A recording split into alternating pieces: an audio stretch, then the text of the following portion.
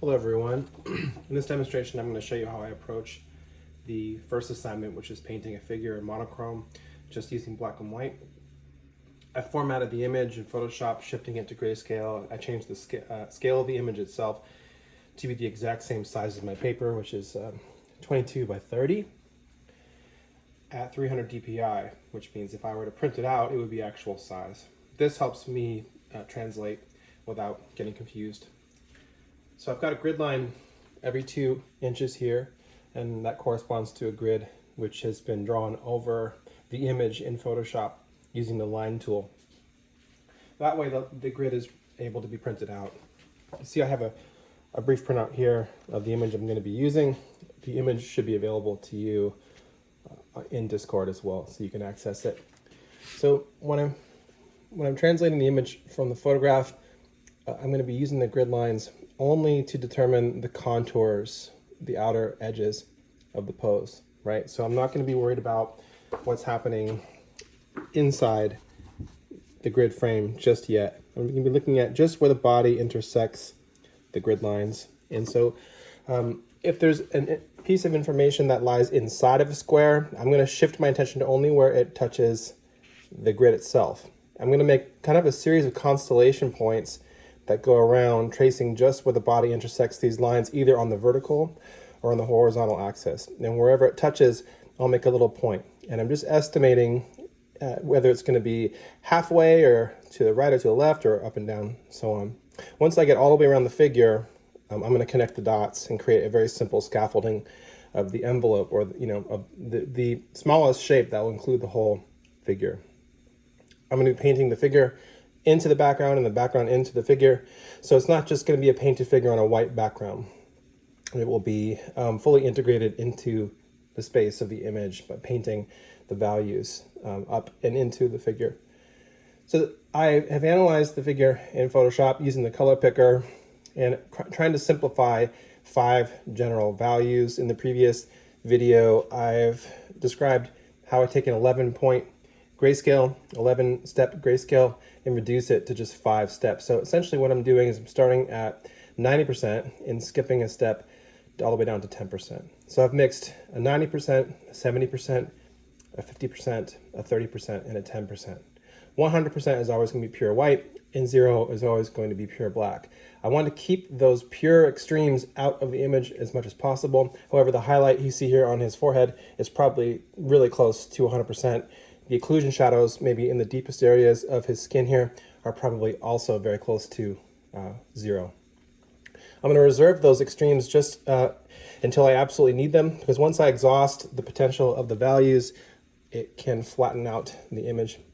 Okay, so I'm going to show you how I'm going to going to paint around the figure to get the contours just by analyzing where the form intersects these grid lines, either on the vertical axis or on the horizontal axis, just making a little bit of a mark. And I've got the 30% gray, and I'm just going to use a number 4 flat here. I'm not sure if you can see this. It's a number 4 flat. And this is great because I can turn it to get a thin edge, or I can turn it sideways to get a chiseled edge. This is perfect for drawing. And rather than using pure black, I want to kind of draw from the middle out. So this is the 30% gray that I'll be drawing with for the initial step of the drawing, which is, I think, the most critical. Okay, so I've got the paint thinned out a little bit. Based on the image, I can see that starting at his head, I can see that the head starts around 6 lines. So I'm counting 1, 2, 3, 4, 5, 6 here. 1, 2, 3, and on this 6th line, his head is about here. Now I know that this is going to depend on whatever pose you choose, but try to give yourself a little bit of a margin at the top and bottom and the sides, just so the figure fits on the page. Similarly, I'm going to go down to the bottom, and I'm going to count how far his foot over is on this line. So I can see here 1, 2, 3, 4, 5, 6, 7, 8 plus. 8 plus is the edge of the toe. So 1, 2, 3, 4, 5, 6, 7, 8 plus. And it's on the number 1 line here. It's somewhere in here. So I'm going to make just a mark in terms of where the edge of the foot is, where the bottom of the foot is, something like this. Okay, now I'm going to go to the far right shoulder.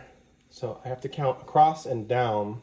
So 6 to the center line, 7, it's 7 plus, and it's 1, 2, 3, 4 down. So 7, 1, 2, 3, 4 down. Okay, this is the edge of the 6, 7, 4 down. This is the edge of the shoulder here. 7.5 about here. And then I'm going to get the hip. So it's 1, 2, 3, 3 across, and 1, 2, 3, 4, 5, 6, 7, between 7 and 8 down. So 1, 2, 3, 1, 2, 3, 4, 5, 6, 7, and 8 down. It's probably about here. It's like right on the line here. Okay. He's raising his elbow. He's resting on a staff, and so I'm going to get his elbow, which is the furthest out into this quadrant here. So I'm going to count that 1, 2, 3, 1, 2, between 1 and 2. And it's 1, 2, 3, 4 down. So between 1 and 2, 1, 2, 3, 4. Between 1 and 2 is here. It's about here. It's a little bit closer to the right-hand side. All right, so let's get his back knee, which is projected into this quadrant around here. And it's 6 and 7, 8, almost touching the 9th, and then it is 1, 2, 3, 4, 5, 6, 7, 8, 9, 10. So 6, 7, 8, 9, 1, 2, 3, 4, 5, 1, 2, 3, 4, 5, 6, 7, 8, 9. His knee is about there. Okay, so I'm just going to continue around the figure, just looking at where it intersects either the vertical or horizontal, leaving a tiny mark with the flat brush. You'll start to see it kind of unfold here. The top of his hand is close to his head, so it is 1, 2, 3 across, and less than 2 down. 2, 3, less than 2 down. It's about here. Now his knuckles in the back of his hand is in here, so I'm going to leave that alone. I'm just going to get to the wrist.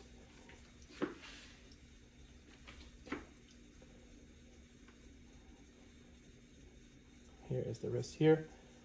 His ear is also about here, so that's his ear.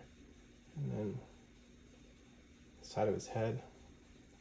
Try not to connect these dots too prematurely. Just try and give yourself a lot of information as to where they exist. Now the ear takes place within this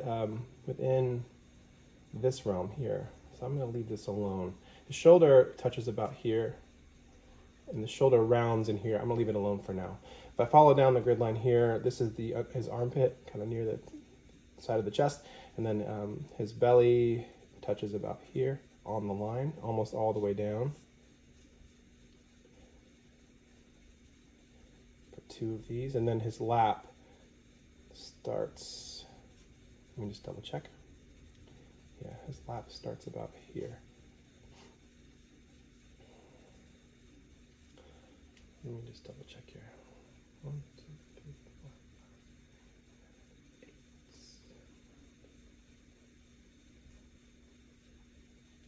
It's about 7.5.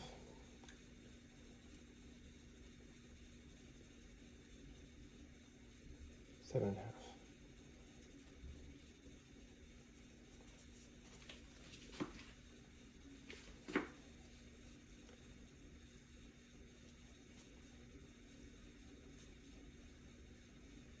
It looks like I have his knee on the wrong square, so that's good.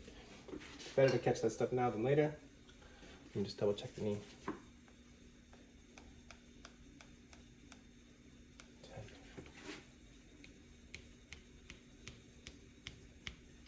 Yeah, 10.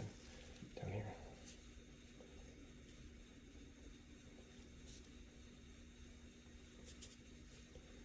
All right, I'm going to continue back the other side here. His forearm.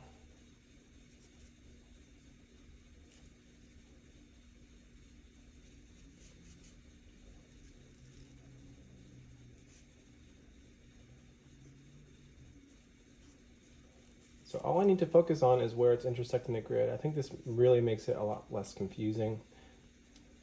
So but this happens to be the staff here, and then his hip.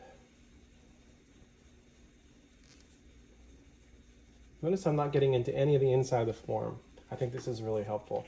Maybe what I'll do is I'll get the bottom of his wrist here.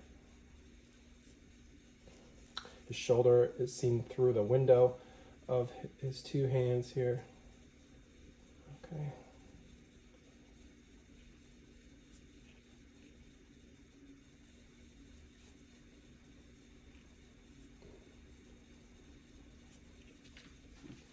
You're going to start to see his figure unfold. See, the staff is about here, edge of the staff. Goes down here, and it touches all the way down to the bottom. 3.5 in the middle. 1, 2, 3.5 in the middle. Somewhere around here, the staff is going to connect. The more information you have plotted, the easier it will be to see the figure and where it exists. This is the goal, is to kind of get as much information that's obvious together so that you can use it as a way of evaluating the more subtle stuff.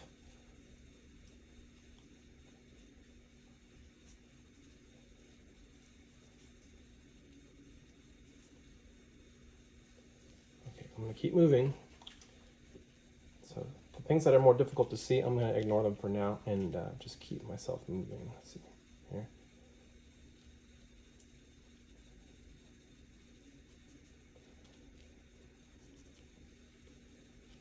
Here's his seat here. His lap is almost touching the grid line here.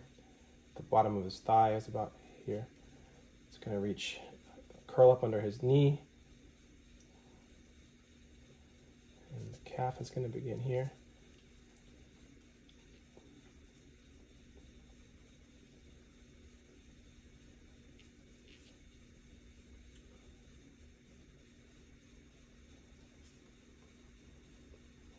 The ankle.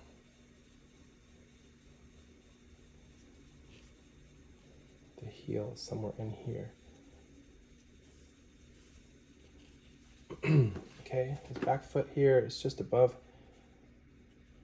his ankle here. Back foot is somewhere in there.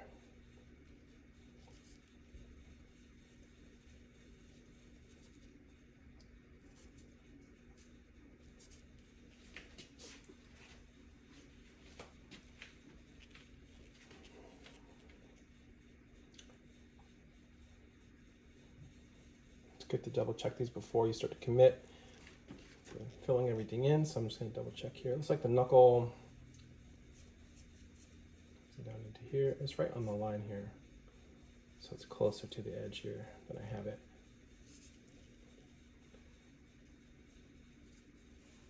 This grid will be painted over, so you won't have to worry about it. It will be hidden in the final piece. Now that I've got some of the outside, the outer contours down, I'm going to try and shift my attention to overlapping form.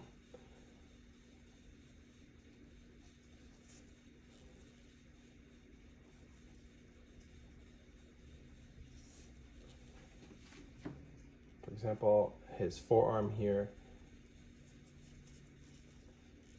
his wrist.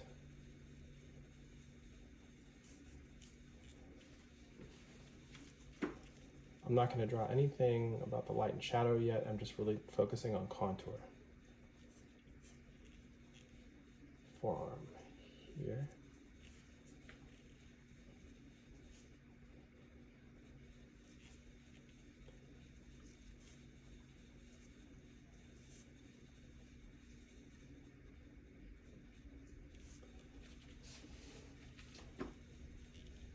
Staff. Here, his armpit here, his sternum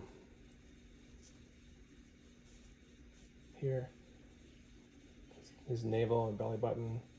It's going to be 1, 2, just below this, somewhere in there. Okay, his belly is compresses against his thigh is about here. Let's see. Kind of the thickness of his thigh. It's going to curve down to meet the upper thigh, which where I'll find his pelvis here.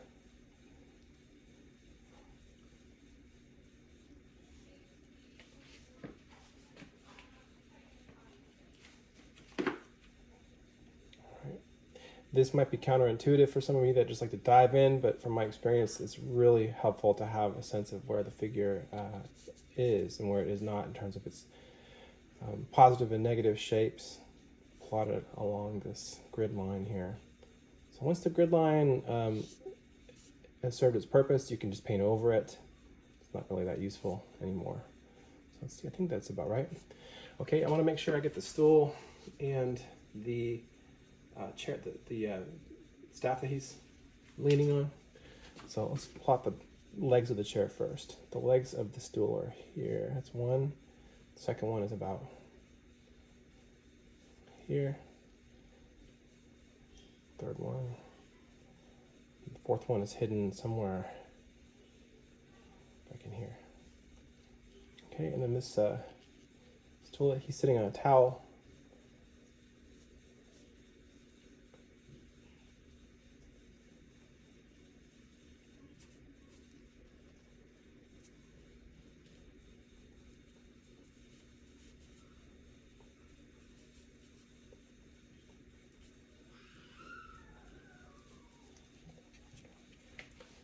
All right.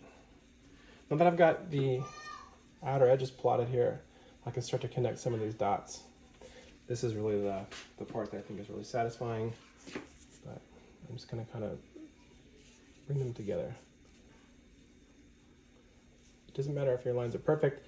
You can always use the color in the negative shapes to correct.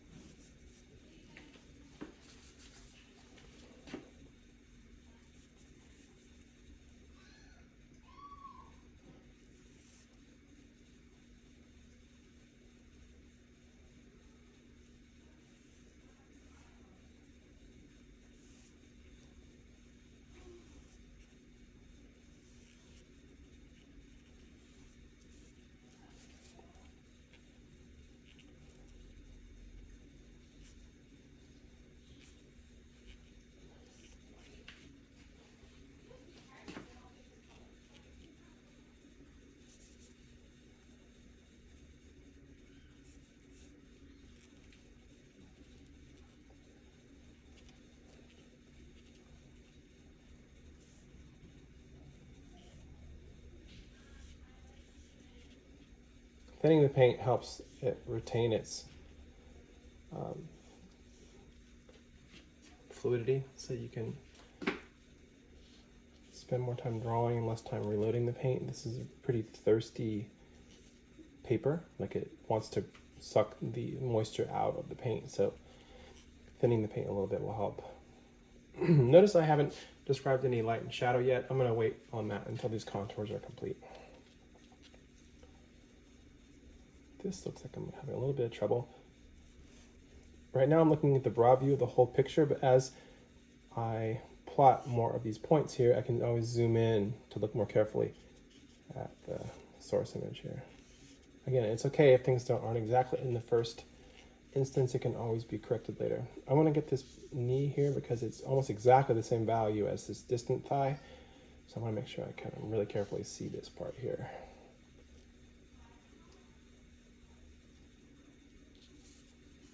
Try to simplify the marks to just kind of simple angles or simple curves.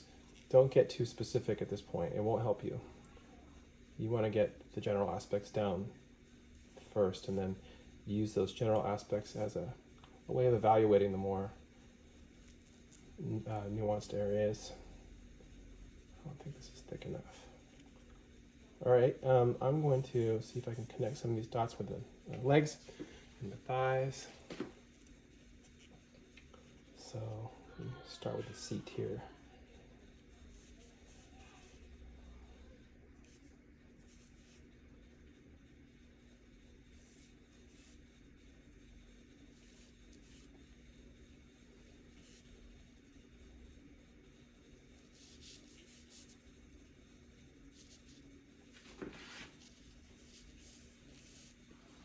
Notice that I'm holding the brush pretty far back. This helps me get back from the drawing. I can use more, I have more leverage on it. I can use more on my shoulder in the mark making. If you're holding your brush too close, it takes a lot more work to get things down. Sometimes I'll plant my pinky to stabilize if I need to get more specific, but practice holding your brush as far back as you can. It's going to make your shoulders sore, but they will get stronger as you practice. I want to get a sense of the pectoralis muscle, which is kind of like hanging down here, but maybe as I develop the shadowing, I can kind of find that more easily. Here, the pectoralis muscle here, it's connecting through to the back. Notice that I'm not plotting the nipples and the details yet. I'm going to be painting thick paint over all of this, and so there's no point. It's almost like the analogy that I use is like writing the message on the birthday cake before the cake is mixed, right? You have to really build up the foundation of the painting, and those details are important, but they're easier to place later when you have more information. If you plot them too soon, you have to change things, then it can be really frustrating to have to do things over and over again.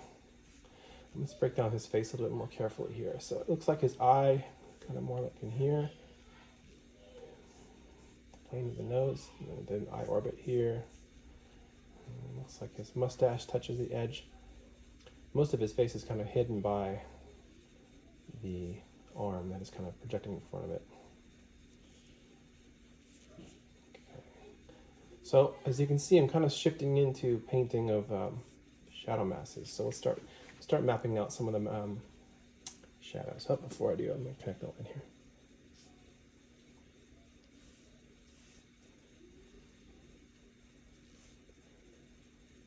The ankle.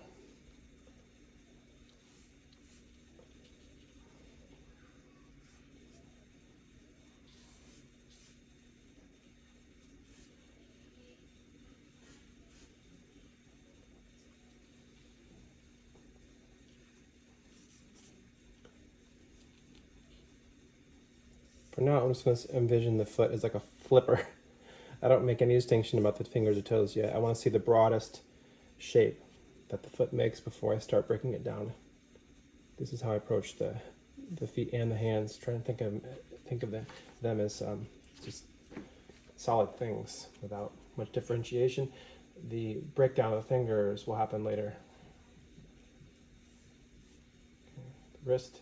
Okay, and then in terms of I hate drawing these stools, but I'm gonna draw it. Let's see. Looks like it connects up in here. In this case, it's kind of coming in. Okay, this is his staff.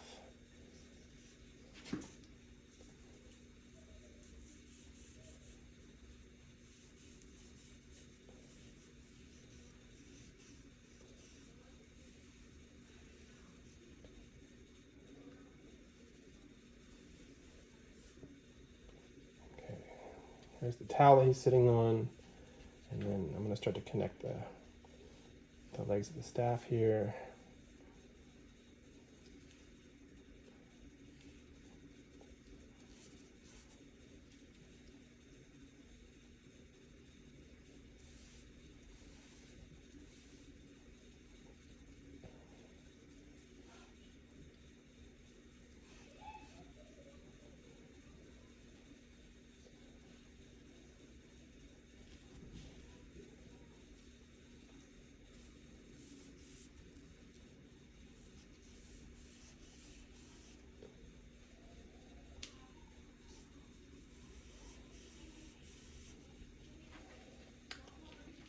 Okay. This is a good way to start. It gives you quite a bit of information. It takes about 20-30 minutes. I definitely spent about as much time setting up, so it's going to take you about probably an hour to get to this point. I'm going to now break down some of the shadow masks here, starting with some cast shadows. So the cast shadows are projections from the Terminator masses. Terminators are where the light transitions into shadow. So if you can see here, the Terminator runs down the length of his forearm. I'm using a softer touch. I'm turning the brush sideways to describe these shadows because they are softer, much softer than the contours. Let's see, the shadow of his arm is kind of projecting down across his pectoral muscles, across his chest, kind of projecting on the belly.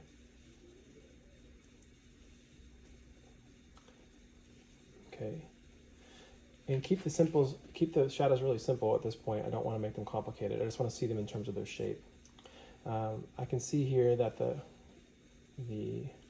is a reflected light coming up on the underside of the pectoral.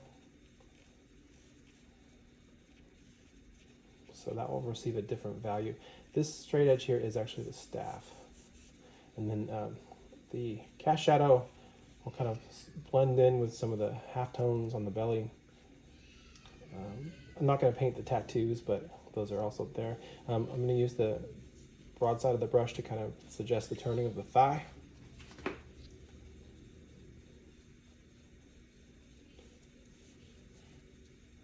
The knee, the calf.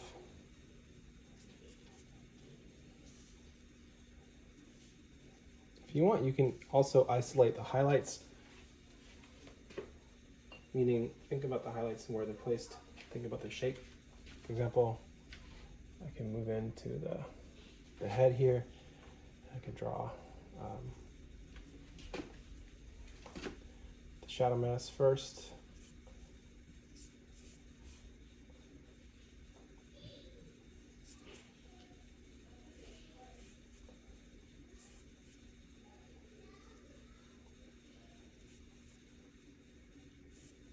And the highlight is right on this grid line. That's kind of like the state of Texas. And this is something that I think about too, is like I have to make shape associations, and I think it helps to make shape associations that are not related to the form. Like, for example, I'm not thinking about the underlying muscles so much as I'm thinking about what the shapes resemble. And sometimes they have nothing to do with the figure. Like it might look like a fish or a boot or something, but I do think that helps. All right.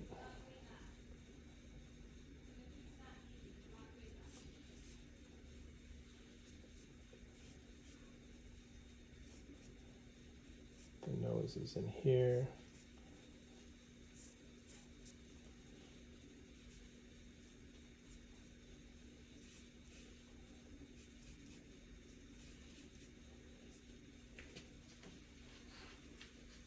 I might come into the hands and try and articulate that.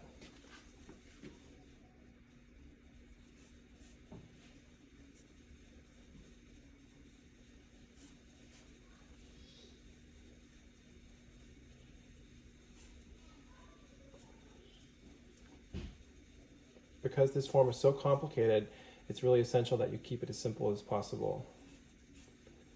So sometimes it takes a little bit of forethought, but think about the simplest way you can describe something so that it doesn't get away from you. Once it gets too complicated, it's very difficult to see. Make the image about the size that I'm painting it. That helps. All right. Okay. Now that I've got most of the contouring underway, I'm going to develop the drawing a little bit more.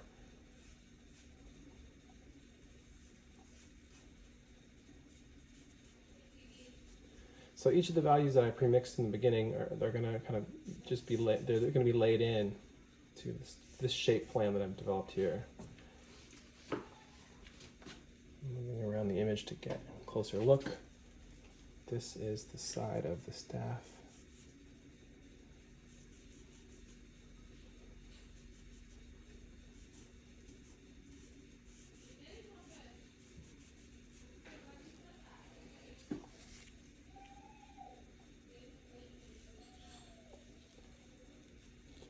purple is about here.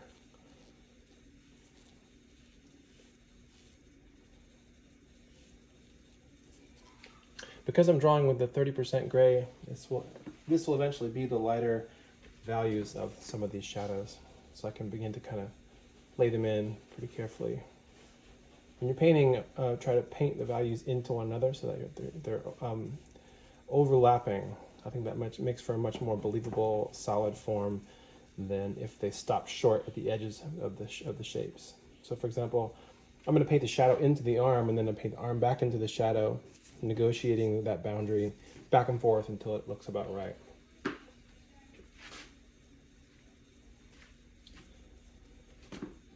Let's move down to the pelvic area.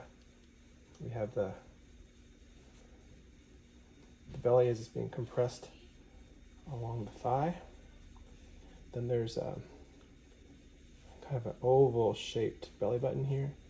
And then there's a slight terminator mass at the base of the belly, and then a cast shadow. So the cast shadows are really projections from the terminators. They have a direct relationship. So when you understand one, it helps you understand the other. Terminators are just the edges where light transitions into shadow, and the edges are usually a lot softer, where cast shadows are fairly sharp. I'm using a little bit of a dry brush technique here to just simulate the contour and the value by kind of shading, almost like a charcoal.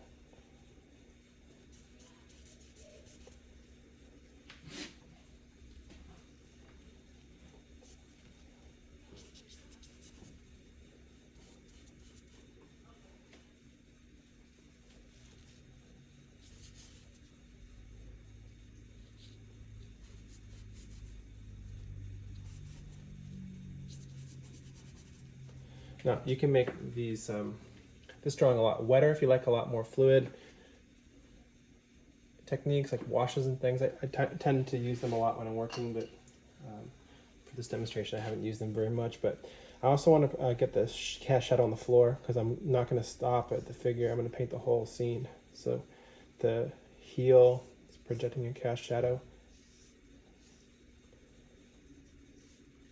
This will really help ground your figures. Really developing the environment will help you place the figures in the space.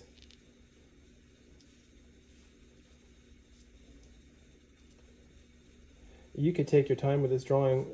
I call it a drawing, but it's like the initial painting, but it's very similar to the way I approach drawing. Take your time with it, let it dry if you want, and then it won't be so at risk of being lost once you start laying in thicker or more wet paint.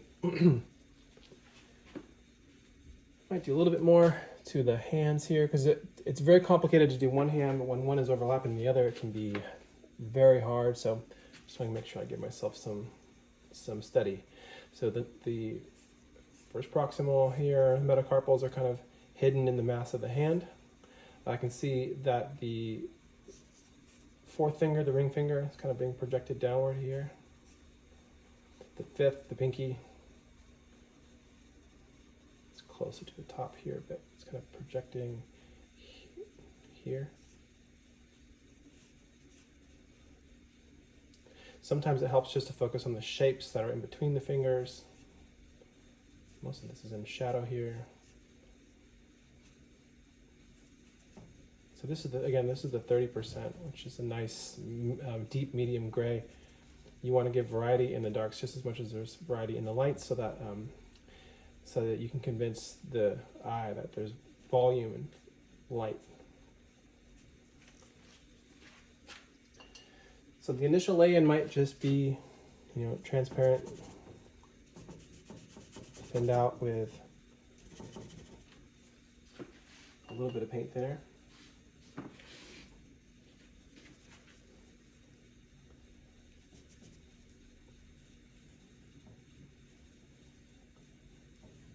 I'm always going to be adjusting the drawing as I go. So it's a constant process of kind of evaluation, where I want to make sure that my initial assumptions are correct. Doesn't mean that once I do this part that I'm exempt and I just start believing it, that everything I've seen in the first instance is correct. I want to, if it is true, it will hold up against like continued scrutiny. So keep double checking things as you work. It's really easy to make assumptions about what you see. This is a really faint light in here. So once I map this shadow maps in, I'll start laying in some of the halftones. Halftone is anything in between light and dark. You can vary the pigment load and you can vary the pressure to get different gradations even as you sketch in. So even as you lay in like these basic shadows, you can get variation just by using transparency, by thinning the paint.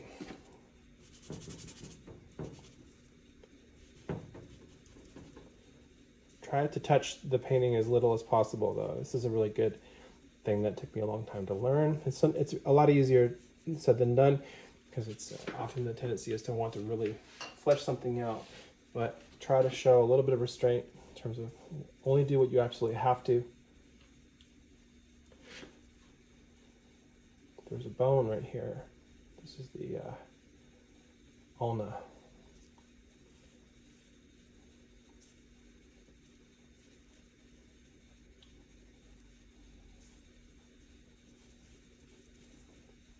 These edges can be moved around quite a bit, especially when there's thick paint. It's a lot easier to move around thick paint than thin paint, so make sure that when you start painting that you give yourself enough paint on the canvas.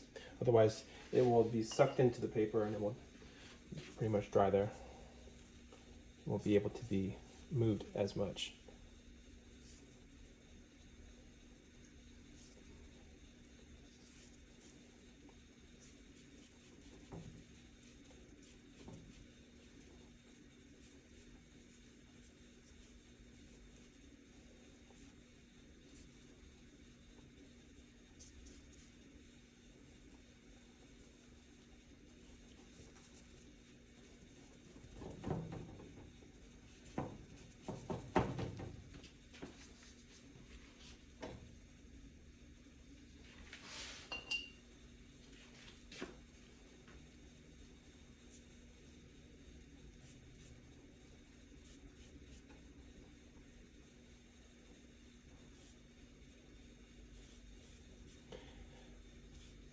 At all times, it's really useful to compare the lights to the darks. So for example, looking at the tone of the belly against the upper thigh here, I really want to make sure that these values stay in good proportion so that the light is kind of convincing, believable.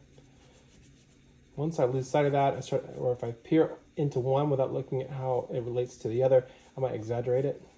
And then the specific relationships become blunted.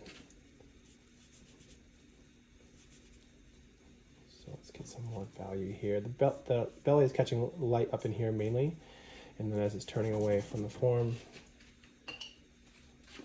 it's kind of falling off into shadow here. I want to preserve a little bit of light underneath the belly button because the concave areas will sometimes reflect a lot of light.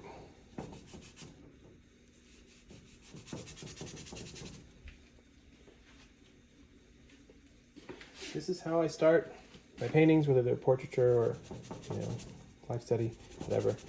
I'm really keen on developing the drawing in the work, and beginning the work with the foundation in drawing is a really great way to ensure that you don't lose your way.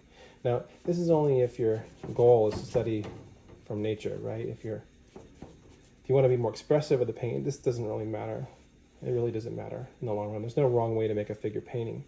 But if your goal is to study from nature, then having a good foundation in drawing is really essential.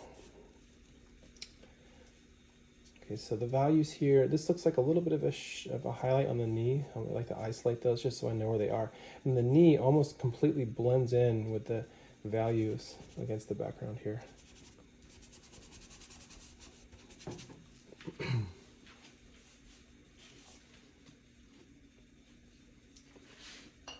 So I'm getting variety just by adding a little bit of solvent to the paint so that it becomes translucent, transparent. The whole leg is kind of in this value.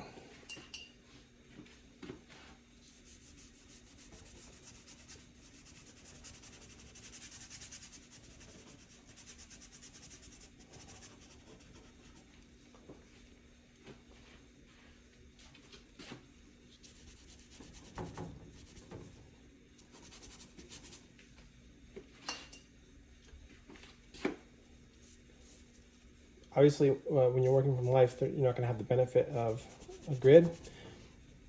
But the cool thing is, if you make a study from life, you can translate the study into a larger piece using the grid. This is a very historic way to do that.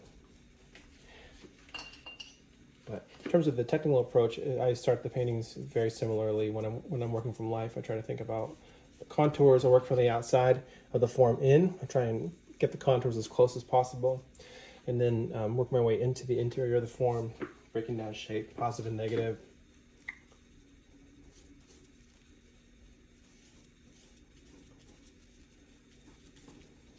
There's another highlight about here.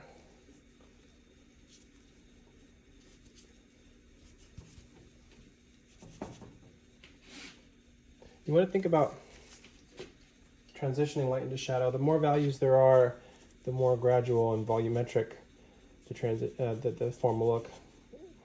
The more gradual the transition, the more volume you're going to evince. And so, be mindful of there might be twice or three times as many values that transition light into shadow than you think. All right, maybe I'll go up to the top again and do a little bit more in the face, just to give myself more information. Now I have specific values that are mixed just for this purpose, which I will be painting in. I'm just giving myself kind of a template, which I think is really helpful later.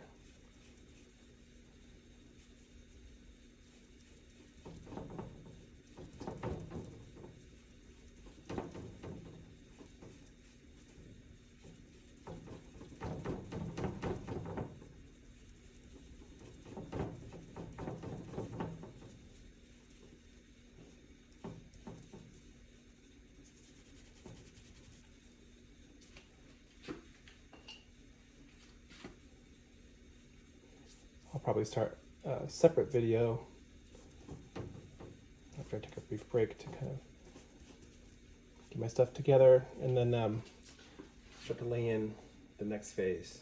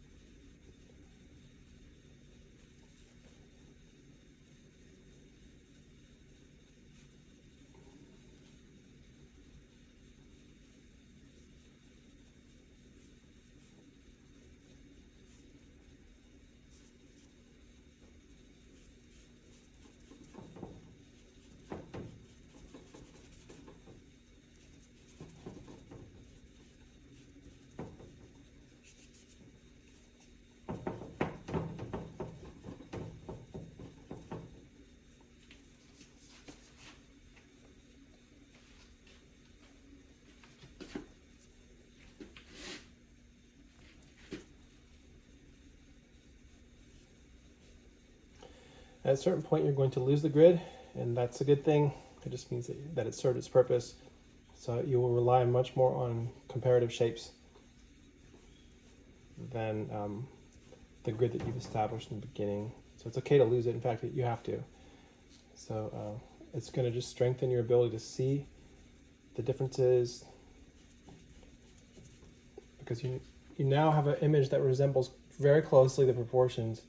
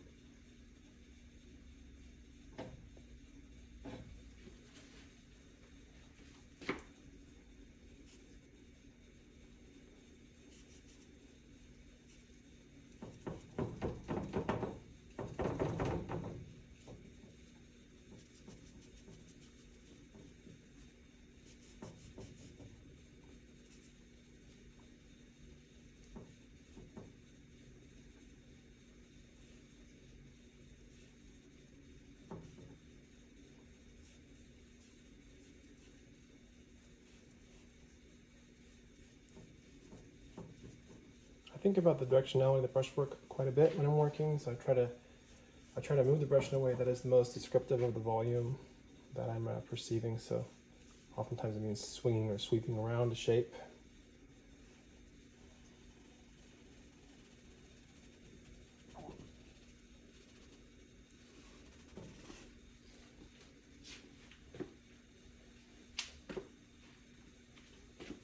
I'll probably stop this video in just a couple minutes and upload it so I could begin to start the next one. Might be better to take this into small chunks than one long video. If you're trying to get a shape that is too small for your brush to achieve, then make a larger shape and then use a brush with a negative shape and carve it back. Hopefully I'll be able to explain what I'm talking about, but you don't have to think within limitations of what one brush shape can do. Try to think about the layering aspect and how that can help you clarify form, right? So think about what you can do to positive and negative shapes to make them more concise.